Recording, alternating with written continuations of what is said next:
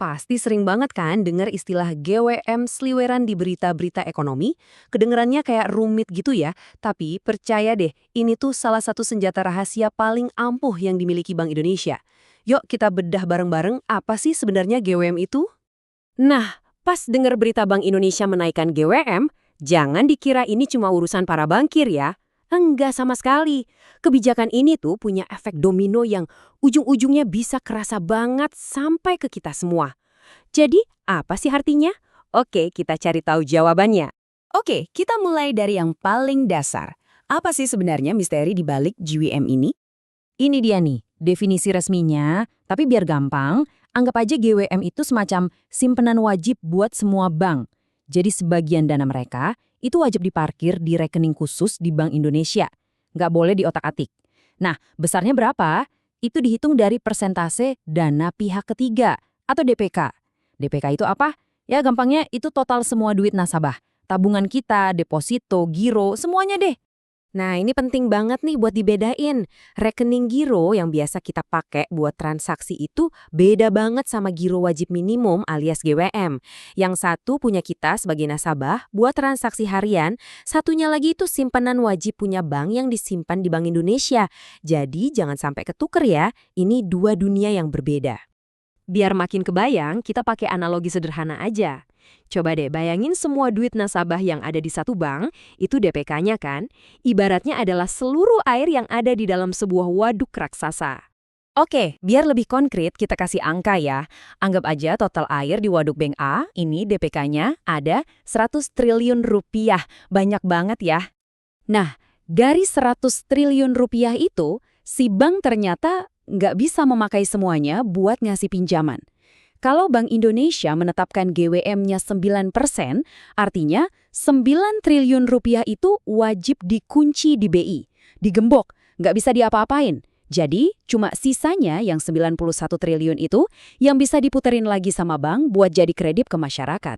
Pertanyaannya, kenapa sih harus ada dana yang dikunci segala? Nah, disinilah GMWM berperan sebagai tombol pengendali ekonomi. Jadi, intinya gini, GWM itu bukan cuma aturan administrasi yang kaku, bukan. Ini tuh instrumen kebijakan moneter yang super powerful. Tujuannya buat apa? Ya buat ngendaliin jumlah uang yang beredar, jaga ekonomi biar stabil, dan pastiin bank-bank itu operasinya aman dan hati-hati.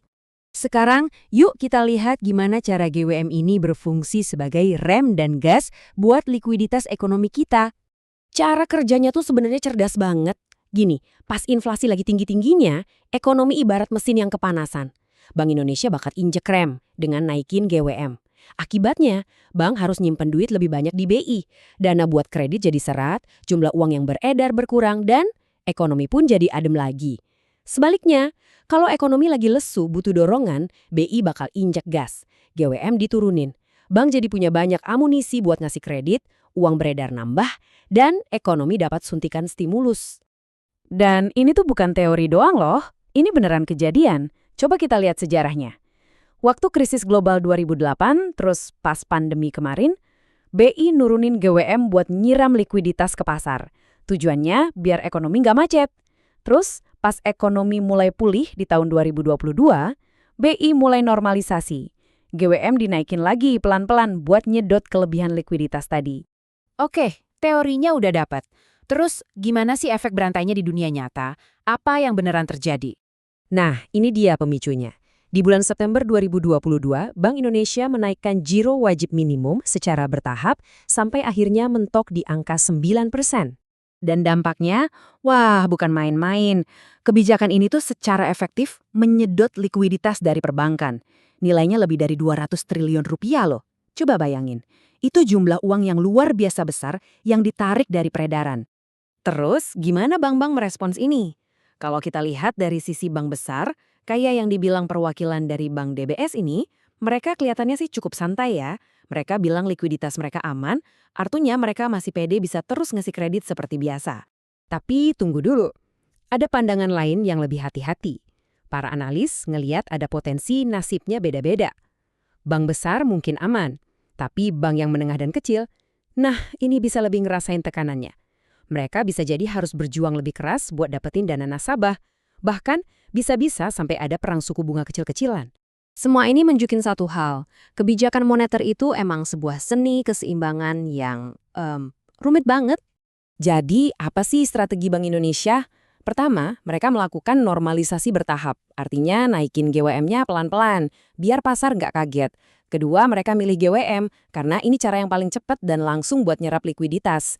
Dan ketiga, tujuannya jelas banget, ngerem inflasi, tapi jangan sampai mesin pemulihan ekonomi kita malah jadi mati. Keseimbangan itu kuncinya. Jadi, pertanyaan besarnya sekarang adalah, di tengah kondisi global yang nggak menentu kayak sekarang, gimana cara Bank Indonesia akan terus menari di atas tali? Menyeimbangkan antara menjaga harga tetap stabil dan di sisi lain, ngejaga momentum pertumbuhan ekonomi.